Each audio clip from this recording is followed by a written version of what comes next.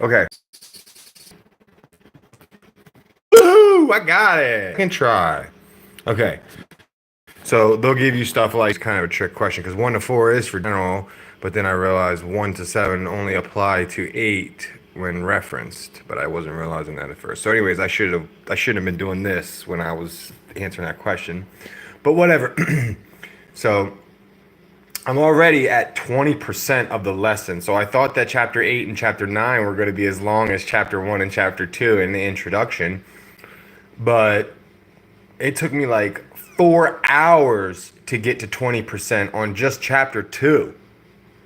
So it was like really, really difficult. Not difficult, but it was just a lot of information, a lot of storage of that information. So, and just to process it and just, absorb it all was a lot. So I'm already at 20% of the lesson on this one. So, like, say for instance, we'll just go over here and we'll scroll down. This is Chapter 8, Communication Systems. Chapter 8, Communication Systems. Communication Systems. Excuse me, that smoothie. Article 800, Communication Circuits. 810.15, Grounding of Radio and TV Equipment. And then they'll give you like a little thumbnail here. It says, adds alternative to grounding for radio and TV antennas where there is a rolling sphere zone of protection and adds informational note to define rolling sphere. Summary of the NEC 2017 change. The previous requirement to have mast and metal structure supporting radio and television antennas grounded by way of a bonding conductor or GEC grounding equipment conductor as described in 810.21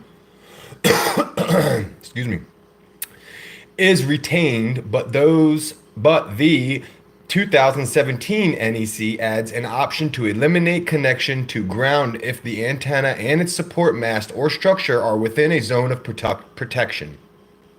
This zone is defined by a rolling sphere described in NFPA 780 2014, standard for the installation of lighting and protection systems with a 150-foot radius.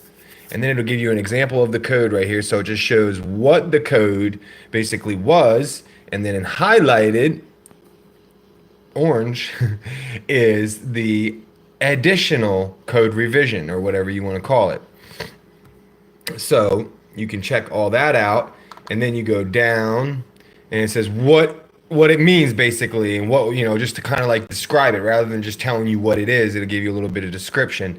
And it basically just says, this section relies on a reference to the instructions on groundings, i.e. connection to earth, providing in this section 810.21. This latter section contains details on antenna, GECs, or bonding conditions in terms of materials, installation, physical protection, support, and etc.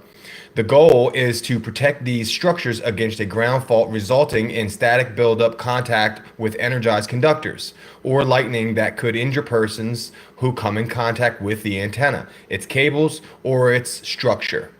And it basically just goes on to get a little bit more. I'll just spare you guys all that if anyone is even watching this.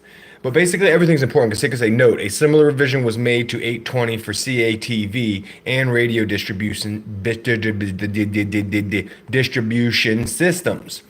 So, every little part of that is important because you really have to read every little part and understand it, or at least try and absorb it, because at the end, say for instance, this was part 1 of 3. See, they got 1 of 3.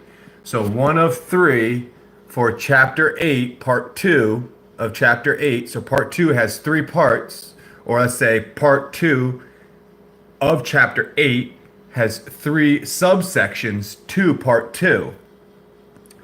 If that makes any sense at all. So anyways, if you follow me there, chapter 8 has a part which is the second part, and then that second part has 3 sections.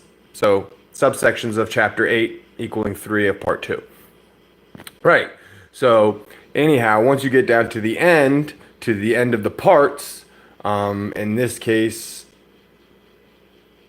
part 2 is the last part of chapter 8, and then I guess chapter 9 has 3 parts, whereas the other ones had 9 parts to their chapters. So they were really long, and 6 subsections within each of those parts where there was 9. So 9 times 6 is 56. I know, 54. So if you have all those different, that's just a lot of different little code changes or whatever you want to call it, different article sections and subsections and parts that they're changing. So it was just a lot to remember. It was really challenging, but this is looking like it's going to be super easy. So I'm going to be making me another smoothie, and then I'm going to get busy, and then I'm going to be continually educated for the next year. That's right.